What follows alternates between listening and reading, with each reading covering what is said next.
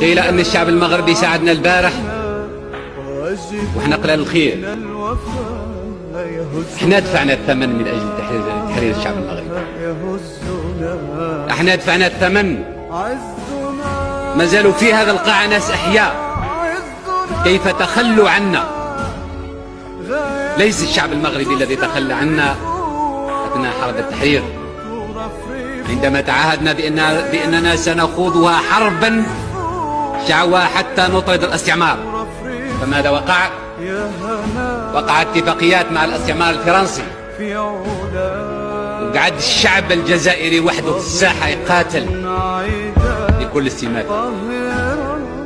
إذا كان نكلم التاريخ ونكلم التاريخ الحقيقي، احنا دفعنا الثمن، ودفعنا الثمن غالي جدا. عشر السكان متاعنا، 8 سنوات نتاع الحرب، التشريد، التقتيل، السجون، والناس كانت تتبحبح في ملذات العيش.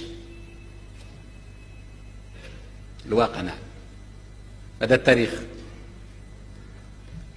هذا هو التاريخ وهذا هو الواقع.